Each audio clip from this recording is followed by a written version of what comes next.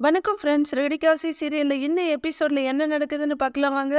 முத்து அண்ணாமலை கிட்ட ரொம்பவே கெஞ்சா அவர் விஜயாவை தேடி போறாரு. பார்வதி வீட்டுக்கு வர்ற அவங்கள ரொம்பவே ரிசீவ் பண்றாங்க பாசமா பார்வதி. அண்ணே வாங்கண்ணே, இப்பதான் உங்களை பத்தி பேசிட்டு இருந்தோம், உங்களுக்கு ஆயுசு 100 அப்படின்னு பார்வதி சொல்ல அங்கிருந்தே உள்ள உட்காந்துருக்க விஜயாவை பாக்குறாரு அண்ணாமலை. அண்ணாமலை விளையாட்டா நான் 110 வயசு வரலும் இருக்கலான்னு பார்த்தேன், 10 வயசை குறைச்சிட்டேம்மாங்கிறாரு. என்னண்ணா நீங்க வேற என்ன பார்வதி கேட்க, என்னம்மா என்னைய பத்தி தான் பேசிட்டு இருந்தேன்னு சொன்னீங்க, வழக்கம் போல உன் ஃப்ரெண்டு என்ன திட்டிட்டு இருந்தாளான்னு கேட்குறாரு அண்ணாமலை. இல்ல இல்ல அதெல்லாம் ஒண்ணுமே இல்லைண்ணே, நீங்க வாங்க அப்படின்னு பார்வதி சொல்ல அண்ணாமலை விஜயா கிட்ட வராரு. வாங்க எப்படி இருக்கீங்கன்னு விஜயா விரப்ப கேட்க, நான் நல்லா தான் இருக்கேன், நீ எப்படி இருக்கேங்கிறாரு அண்ணாமலை. நான் ரொம்ப நல்லா இருக்கேன்னு சொல்லிட்டு விஜயா அந்த பக்கம் திரும்ப, நீங்க 2 பேரும் பேசிட்டு இருங்க, நான் கடவர்னு போயிட்டு வரேங்கிறாங்க பார்வதி. உட்காருங்கன்னு விஜயா ஒரு சேரை காட்ட உட்காரு அண்ணாமலை. ஏன் நீ நிக்கிற, நீ உட்காருங்கிறாரு. டைனிங் டேபிளில் பார்வதி வச்சுட்டு போன கட் பண்ண ஆப்பிளை பார்க்குறாரு, விஜயாவை பார்க்குறாரு. நீங்கள் வந்து கவலையாக இருப்பேன்னு நினச்சேன், அப்படிலாம் ஒன்றும் இல்லை, நல்லா ஆப்பிள்லாம் சாப்பிட்டுட்டு ஜாலியாக தான் இருக்கேங்கிறாரு அண்ணாமலை. நான் ஒன்றும் சாப்பிடல, பார்வதி வெட்டி வச்சிருக்காங்கிறாங்க விஜயா. அவள் என்ன தனியாவா சாப்பிட போகிறான்னு அண்ணாமலை கேட்க, இப்போ என்ன நான் பட்னியாக கிடக்கணும்னு சொல்கிறீங்களா அப்படின்னு விஜயா கேட்க, நான் ஏன் எப்படி சொல்ல போகிறேன், நல்லா சாப்பிட்டு நீ நல்லா இருந்தீன்னா எனக்கு சந்தோஷம் தானேங்கிறாரு அண்ணாமலை. இப்போ என்ன கூப்பிட வந்தீங்களான்னு கேட்குறாங்க விஜயா. நான் தான் அன்னைக்கே சொல்லிட்டேன் இல்லை விஜயா, நான் உன்னை வெளியே போன்னு சொல்லலை, நீயா தான் போன, நீயா தான் திரும்பி வரணுங்கிறாரு அண்ணாமலை. அப்புறம் எதுக்கு இங்கே வந்தீங்கன்னு வெறுப்பாவே கேட்குறாங்க விஜயா. நீ சத்யா மேலே கொடுத்துருக்க கம்ப்ளைண்ட்டை வாபஸ் வாங்கு அப்படின்னு அண்ணாமலை சொல்ல, அதுதானே பார்த்தேன், அப்போ என் மேலே இருக்க அக்கறையில் வரல, அந்த போக்கற்ற குடும்பத்து மேலே இருக்க அக்கறையில் தான் வந்திருக்கீங்க, நீங்க மாறிட்டீங்களோன்னு நான் நினைச்சேங்கிறாங்க விஜயா. சொல்றத கேளு விஜயா, கம்ப்ளைண்ட்டை வாபஸ் வாங்குங்கிறாரு அண்ணாமலை. நான் எதுக்குங்க வாபஸ் வாங்கணும், அவன் என்ன சாதாரண தப்பா பண்ணியிருக்கான் அப்படின்னு விஜயா கேட்க, சரின்னு நான் சொல்லலையே, அவன் சின்ன பையன் யோசிக்காம பண்ணிட்டான், சமயத்துல நம்ம பசங்களை கூட தான் தப்பு பண்ணியிருக்காங்க அப்படின்னு அண்ணாமலை சொல்ல, அது ஏதோ சின்ன சின்ன தப்புங்க பண்ணியிருப்பாங்க, ஆனா யாருக்கும் இப்படி ஒரு திருட்டு புத்தியெல்லாம் கிடையாது, நான் என் பசங்களை அப்படி வளர்க்கவும் இல்லை அப்படின்னு விஜயா சொல்லிட்டு முகத்தை திருப்பிக்கிறாங்க.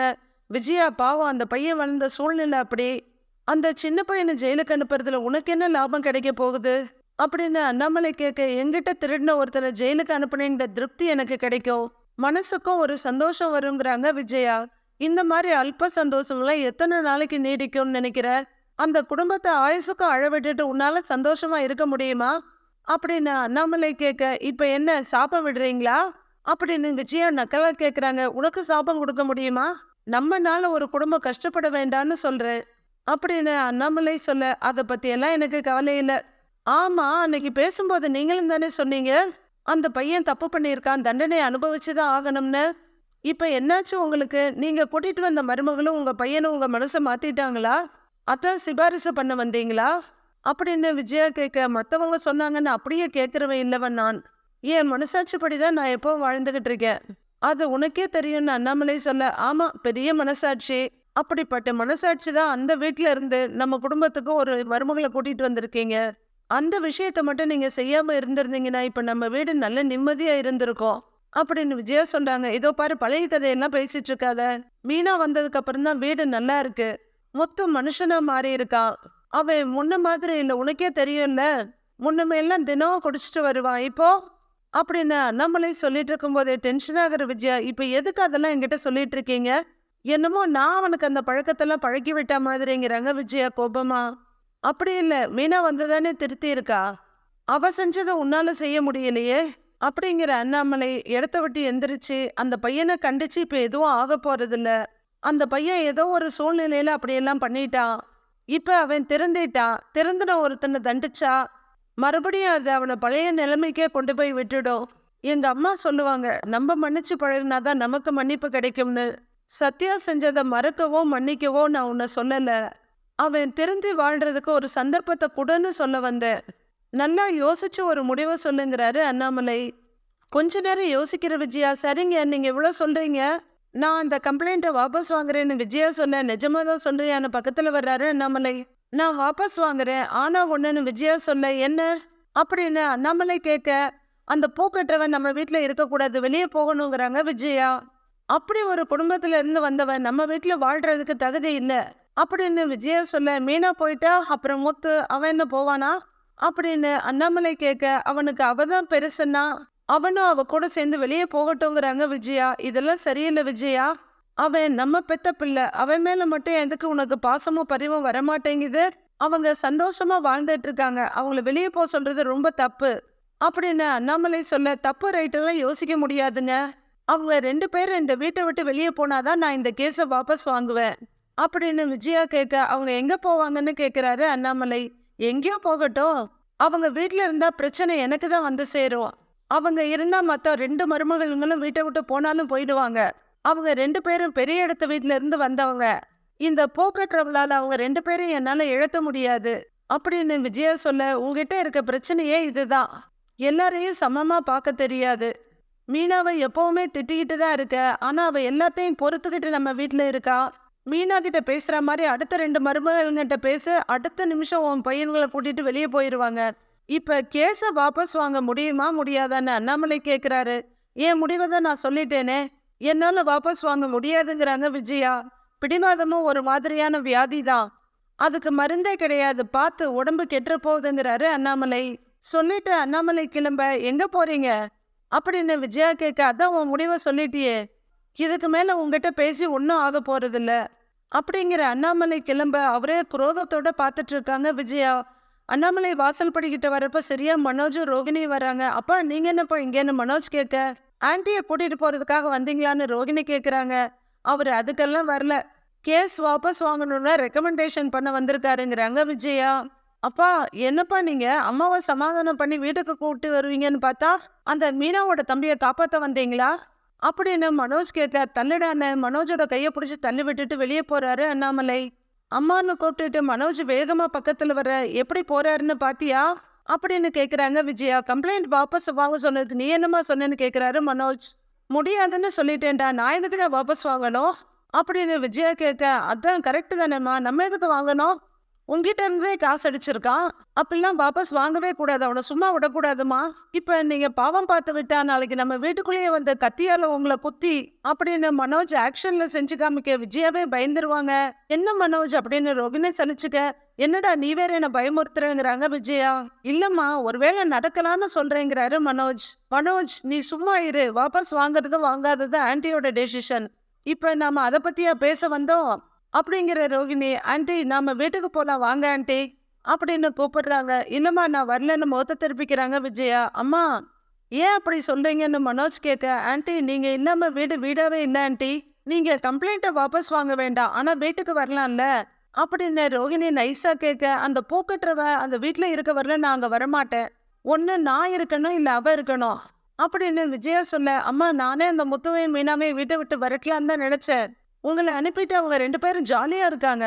அந்த முத்துவை கழுத்தை பிடிச்சி வெளியே தள்ளியிருப்பேன்னு மனோஜ் சொல்ல, டேய் அப்படி எதுவும் பண்ணிடாதரான்னு விஜயா சொல்ல, என்னம்மா அவன் மேல திடீர்னு பாசம் வந்துருச்சா அப்படின்னு மனோஜ் கேட்க, அக்கறை எல்லாம் ஒண்ணுமில்லடா, பயம். நீ ஏதாவது பண்ண போய் அவன் உன்னை போட்டு அடிக்கிறதுக்கா? நீ எதுவும் செய்ய வேணாம். என்ன செய்யணும்னு எனக்கு தெரியும். அவங்கள வெளியே அனுப்புறதுக்கு இதுதான் சரியான சந்தர்ப்பம். இதுக்கு ஒரு முடிவு தெரியாம நான் வீட்டுக்கு வரவே மாட்டேன் அப்படிங்கிற விஜயா சோஃபால ஸ்ட்ராங்கா உட்காந்துக்கிறாங்க. வீட்டுல முத்து உட்காந்துருக்க, அவருக்கு காஃபி கொண்டு வந்து கொடுக்குறாங்க மீனா. அங்க வர்ற ஸ்ருதி மீனா அப்படின்னு கூப்பிட, வாங்க மீனா. வாங்க ஸ்ருதி, வாங்க ரவி, இருங்க உங்களுக்கு காஃபி கொண்டு வரேன்னு மீனா திரும்ப, இருங்க மீனா, ரொம்ப சாரி அப்படிங்கிறாங்க ஸ்ருதி. எதுக்குங்கன்னு மீனா கேட்க, இல்ல உங்க தம்பி பண்ண தப்பு தெரிஞ்சுமே. உங்க தம்பி பண்ணது தப்பு தான், அதுக்கான பனிஷ்மெண்ட் கிடைக்கணும்லாம் நான் ரியாக்ட் பண்ணிட்டேன், ஒன் சைடா பேசிட்டேன் அப்படிங்கிறாங்க ஸ்ருதி. இல்ல எப்படியும் அவன் பண்ணது தப்பு தானேங்கிறாங்க மீனா. இல்ல மீனா, நானும் ரவியை டிஸ்கஸ் பண்ணும்போது தான் புரிஞ்சுக்கிட்டேன். உங்க தம்பி பண்ணது தப்பு தான், ஆனா அது செய்ய வச்சது ஆன்ட்டி தானே. உங்க தம்பி வீட்டுக்கு வந்தப்ப ஆன்ட்டி என்ன பண்ணாங்கன்னு ரவி சொன்னான். அந்த டைம்ல நான் இந்த வீட்டுக்கு வரல, அதனால கிளியரா எனக்கு எதுவுமே தெரியல. அப்புறம் ரவி சொன்னதுக்கு அப்புறம் தான் புரிஞ்சது அப்படின்னு ஸ்ருதி சொல்ல, காஃபியை குடிச்சிட்டு இருக்க முத்து திரும்பி என்ன புரிஞ்சதுன்னு கேட்குறாரு. மீனா தம்பி ஆன்ட்டியை ரிவெஞ்ச் எடுக்கிறதுக்காக தான் அப்படி பண்ணியிருக்கான். அந்த அளவுக்கு ஆன்ட்டி அவனை காட் பண்ணியிருக்காங்க. தப்பு செய்யறத விட தப்பு செய்ய ட்ரிகர் பண்றது தான் பெரிய தப்பு அப்படின்னு ஸ்ருதி சொல்ல, அப்பா எப்பவாவது புரிஞ்சுதே அப்படிங்கிற முத்து எழுந்து நிற்கிறாரு. சாரி அண்ணி, அந்த டைம்ல நாங்க உங்களுக்கு சப்போர்ட் பண்ணியிருக்கணும், ஆனா முடியாம போயிருச்சுங்கிறாரு ரவி. ஆனா இப்போ ஒரு விஷயத்த நான் ரியலைஸ் பண்ணிட்டேன். லைஃப்ல எதுக்குமே உடனே ரியாக்ட் பண்ணக்கூடாது. எதுக்கா இருந்தாலும் கொஞ்சம் டைம் எடுத்துக்கணும் அப்படிங்கிறாங்க ஸ்ருதி. முத்து ஸ்டேஷன்ல என்னடா சொன்னாங்கன்னு கேட்குறாரு ரவி. அம்மா கம்ப்ளைண்ட்டை வாபஸ் வாங்கினா மட்டும்தான் சத்யா மேல கேஸ் இல்லாம பண்ண முடியும்னு சொல்றாங்க. முத்து சொல்ல, அம்மா எப்படிடா வாபஸ் வாங்குவாங்க அப்படின்னு ரவி கேட்க, அதான் அப்பா கிட்ட வந்து சொன்னேன், அப்பா யோசிச்சுட்டு பேசுறேன்னு சொல்லிட்டு போயிருக்காரு அப்படின்னு முத்து சொல்லிட்டு இருக்க, அம்மா கேட்பாங்களா அப்படின்னு ரவி கேட்க, என்னதான் அப்பாவை நிறைய நேரம் அவங்க எடுத்தறிஞ்சு பேசினாலும் அப்பா மேல அவங்களுக்கு மரியாதை இருக்கு, அவர் சொன்னா செய்வாங்கன்னு நம்புறேன், பார்க்கலான்னு முத்து சொல்லும் போதே அண்ணாமலை வீட்டு வாசப்படிக்கு வந்துடுறாரு. மீனா பார்த்துட்டு எங்க மாமா வந்துட்டாருங்கிறாங்க. 4 பேரும் ஆர்வமா அண்ணாமலை கிட்ட வர்றாங்க. அப்பா அம்மாவை பார்த்துனியாப்பா பேசுனியாப்பான்னு முத்து கேட்குறாரு. பார்த்து பேசுனேன்டா, விஷயத்த சொன்னேன்னு அண்ணாமலை சொல்லிட்டு இருக்கும் போதே என்னப்பா சொன்னாங்கன்னு ஆர்வமா கேட்குறாரு முத்து. விஜயா சொன்னதை எப்படி சொல்றதுன்னு தவிச்சிட்டு இருக்க அண்ணாமலையை பார்த்து, முடியாதுன்னு சொல்லிட்டாங்களா மாமான்னு கேட்குறாங்க மீனா.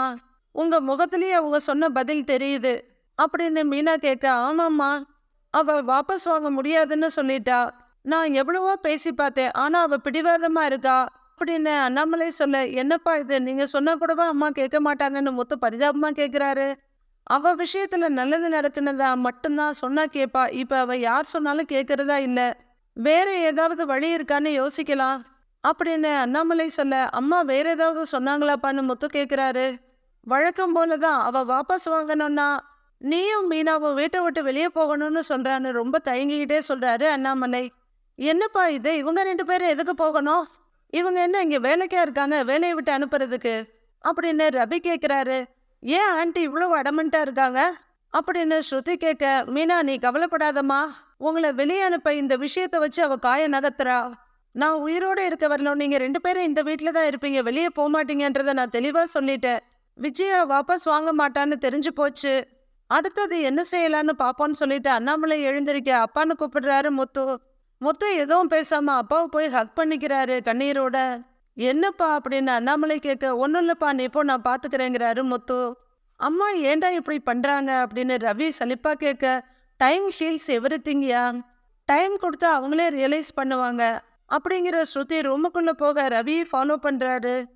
முத்துவும் மீனாவும் வக்கீலோட ஆஃபீஸ்க்கு மறுபடியும் வராங்க. அப்போ கேஸை வாபஸ் வாங்க முடியாது அப்படின்னு அவர் கேட்க, எவ்வளவோ பேசி பார்த்துட்டோங்க சார், ஆனா எங்க அம்மா வாபஸ் வாங்க மாட்டேன்னு சொல்லிட்டாங்க அப்படின்னு முத்து சொல்ல, அதுவும் இல்லாம என் தம்பியை ஜெயிலுக்கு அனுப்பியே ஆகணும்னு ரொம்ப பிடிவாதமா இருக்காங்க சார் அப்படின்னு மீனாவும் சொல்ல, என்னப்பா இது, உன் அம்மாவே நீ சொல்றதை கேட்க மாட்டாங்களான்னு கேட்குறாரு லாயர்.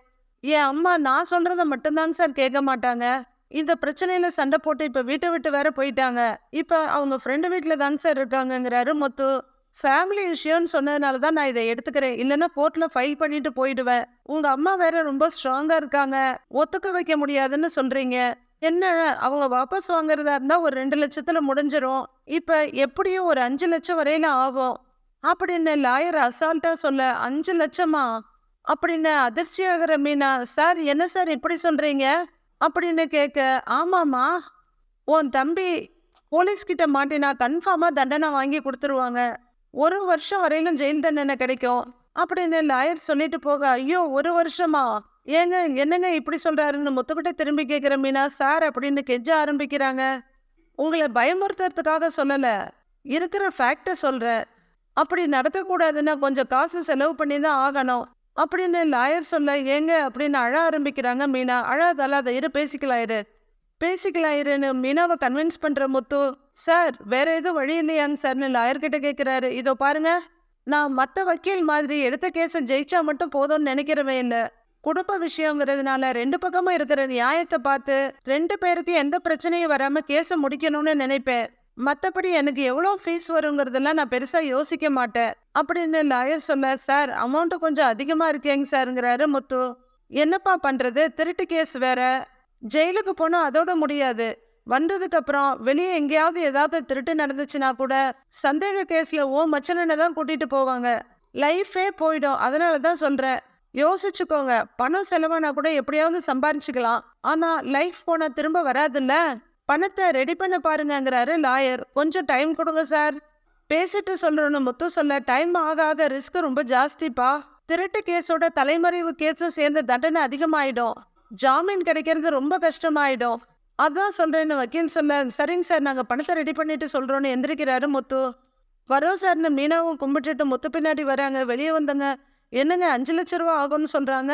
அவ்வளோ பணத்துக்கு நாம எங்க போவோம்னு மீனா கேக்குறாங்க. நானும் அதான் யோசிக்கிறேன். அம்மாவும் வாபஸ் வாங்க மாட்டேங்கிறாங்க. ஆனா இதை விட்டா நமக்கு வேற வழி இல்ல. அதான் அவரே சொல்றாரு டைம் ஆக ஆக ரிஸ்க்னு. போலீஸ் செல்வ வீட்டுக்கு சத்யாவை எப்ப வேணாலும் தேடி போலாம். அதுக்குள்ள நாம பணத்தை ரெடி பண்ணணும். ஆனா பணத்தை ரெடி பண்றதுக்கு தான் என்ன வழின்னு அப்படின்னு முத்து சொல்லிட்டு இருக்கும்போதே அவரோட மொபைல் ரிங் ஆகுது. மொபைலை எடுத்து பார்க்க யாருங்கன்னு மீனா கேக்குறாங்க. சீதாவுக்கு பார்த்த மாப்பிள்ள கூப்பிடுறாரு அப்படின்னு முத்து சொல்ல, அவரே எதுக்கு இப்போ உங்களுக்கு கால் பண்றாருன்னு கேக்குறாங்க மீனா. தெரியலையே, கேட்டு பார்க்கலாங்கிற முத்து. சொல்லுங்க எப்படி இருக்கீங்கன்னு காலை ஆன் பண்ணி கேக்குறாரு. நல்லா இருக்கேன்னு அந்த பையன் சொல்ல, இந்த வாரம் வீட்டுக்கு வரேன்னு சொல்லியிருந்தோம். ஆனா கொஞ்சம் வேலையா இருந்துட்டோம், அடுத்த வாரமே வந்துடுறோங்கிறாரு முத்து. இல்லைங்க, அதை வர வேணான்னு சொல்றதுக்கு தான் கால் பண்ணேன் அப்படின்னு அந்த பையன் சொல்ல, ஏன் என்னாச்சுன்னு கேக்குறாரு முத்து. அது சத்யாங்கிறது சீதாவோட தம்பி தானே அப்படின்னு அந்த பையன் கேட்டா, ஆமாங்கிறாரு முத்து. அந்த வீடியோவை நாங்க பார்த்தோம் அப்படின்னு அந்த பையன் சொல்ல, இல்லைங்க அது நீங்க நினைக்கிற மாதிரி இல்லைங்க, அது வேற ஒரு பிரச்சனை, நேர்ல வந்து சொல்றேனேங்கிறாரு முத்து. எனக்கு அதுல பெரிய ப்ராப்ளம் எதுவும் இல்லைங்க, ஃபேமிலி இஷ்யூன்னு தெரியுதுங்கிறாரு அந்த பையன். ஆமா, சத்யா தெரியாம பண்ணிட்டான் அப்படின்னு முத்து சொல்ல, நீங்க என்னை கன்வின்ஸ் பண்ணி ஒரு யோசும் இல்ல, என் அப்பா அம்மா இந்த சம்மந்தம் வேணான்னு சொல்லிட்டாங்க அப்படின்னு அந்த பையன் சொல்ல, ஐயோ சத்யா தெரியாம பண்ணிட்டாங்க, சீதா ரொம்ப நல்ல பொண்ணுங்கிறாரு முத்து. இல்ல எங்க ஃபேமிலியில எல்லாரும் வேணான்னு சொல்றாங்க அப்படின்னு அந்த பையன் சொல்ல, அவங்க சொல்றது இருக்கட்டுங்க, நீங்க என்ன நினைக்கிறீங்க அப்படின்னு முத்து கேட்க, எனக்கு செட் ஆகும்னு தோணல. இப்படி ஒரு பையன் இருக்க வீட்டுக்கு எப்போ போலீஸ் வரும்னு தெரியாது, எங்க ஃபேமிலிக்கு இது சரி வராது அப்படின்னு அந்த பையன் சொல்ல, ஏங்க நான் தான் சொல்றேன்ல, அது குடும்பத்துக்குள்ள நடக்கிற சண்டை, அதை புரிஞ்சுக்காம கல்யாணம் வேணான்னு சொல்றீங்க, இதே கல்யாணத்துக்கு அப்புறம் நடந்திருந்தா என்ன பண்ணியிருப்பீங்க அப்ப அப்படின்னு முத்து கேட்கிறாரு. முன்னாடியே தெரிஞ்சிருச்சு, அப்ப விளைவிக்கிறது தானே நல்லது, கல்யாணத்துக்கு அப்புறம் இப்படி நடந்திருந்தா பொண்ணு அம்மா வீட்டுக்கு போகக்கூடாதுன்னு சொல்லியிருப்பேன், இல்ல பொண்ணையே அம்மா வீட்டுக்கு அனுப்பியிருப்பேங்கிறாரு அந்த பையன். யோ, கட்டின பொண்டாட்டிக்கு என்ன பிரச்சனை வந்தாலும் கூடவே வச்சு பாத்துக்கிற வெந்தாயி ஆம்பளை, இப்படி பாதையில விட்டுட்டு ஓடுற பாத்தியா, உன்ன மாதிரி ஒருத்தனுக்கெல்லாம் எங்க சீதாவை கல்யாணம் பண்ணி கொடுத்தா அவ லைஃப் தான் ஏன் போயிரும், நீ என்னையா வேணான்னு சொல்றது, உன்ன மாதிரி ஒரு மாப்பிள்ளை எங்களுக்கு வேணாம், வையா போனங்கிறாரு முத்து. என்னங்க அப்படின்னு மீனா கேட்க, விடு மீனா, இவெல்லாம் ஒரு ஆளா, கல்யாணத்துக்கு அப்புறம் அம்மா வீட்டுக்கு அனுப்பிடுவேன்னு சொல்றான், இவனை நம்பி சீதாவை அனுப்ப முடியுமா, வேற நல்ல மாப்பிள்ளைய பாத்துக்கலாம் விடுங்கிறாரு முத்து. வாழ்க்கை எப்படி விளையாடுது பாத்தீங்களா, என் தம்பி முதல்ல பண்ண தப்பால ஏன் கல்யாணம் நடந்துச்சு, இப்ப அவன் பண்ணின இன்னொரு தப்பால சீதா கல்யாணம் நின்றுடுச்சு அப்படின்னு மீனா சொல்ல, மீனா இதுதான் லைஃப், என்ன பண்றது, சரி இந்த விஷயத்த நீ அத்தைகிட்ட ஃபோன் பண்ணி சொல்லிடு, அவங்க வேற கல்யாணம் நடக்குன்ற எதிர்பார்ப்போட இருப்பாங்கங்கிறாரு முத்து. ஏங்க இதெல்லாம் தெரிஞ்சா எங்க அம்மா ரொம்ப வருத்தப்படுவாங்கங்கிறாங்க மீனா. சொல்லிதானே ஆகணும், கால் பண்ணி சொல்லுப்போ, நான் பணத்தை ஏற்பாடு பண்றதுக்கு என்ன வழின்னு பாக்குறேங்கிறாரு முத்து. மீனா கால் பண்ண, என்னடி மீனா இப்படி ஒரு இடியை தூக்கி போடுறேன்னு அவங்க அம்மா கேட்குறாங்க. ஆமாம்மா, அந்த மாப்பிள்ளை வீட்டுக்கும் இந்த விஷயம்லாம் தெரிஞ்சிருச்சு, அதனால இந்த சம்பந்தம் வேணான்னு சொல்லிட்டாங்களாம் அப்படின்னு மீனா சொல்ல, ஏண்டி நமக்கு மட்டும் இப்படிலாம் நடக்குது அப்படின்னு சரதா சொல்லிட்டு இருக்கும் போதே, என்னாச்சுமான்னு கேட்டுட்டு சீதா வர்றாங்க. உன்னை பொண்ணு பார்த்தவங்க வேணான்னு சொல்லிட்டாங்களாங்கிறாங்க அவங்க அம்மா. அப்படியா, சூப்பர்ன்னு சந்தோஷப்படுறாங்க சீதா. என்னடி இப்படி சொல்ற அப்படின்னு அவங்க அம்மா சொல்ல, என்ன எனக்கே இந்த கல்யாணத்துல விருப்பம் இல்லை, போனை கொடுங்கிறாங்க சீதா.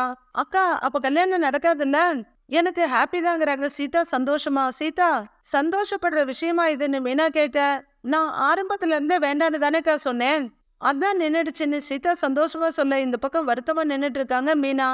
நாளைய ப்ரோமோவில் லாயர் பரந்தாமன் பார்வதி வீட்டுக்கு வர்றாரு, அவங்ககிட்ட இன்ட்ரோடியூஸ் பண்ணிட்டு, நான் உங்ககிட்ட கொஞ்சம் பேசணும்னு சொல்றவரு, நீங்க சத்யா மேல கேஸ் கொடுத்துருக்கீங்கல்ல அப்படின்னு லாயர் சொல்ல, அவன் ஜெயிலுக்கு போகணும், அதை நான் பார்க்கணும்னு வெறியோடு சொல்றாங்க விஜயா.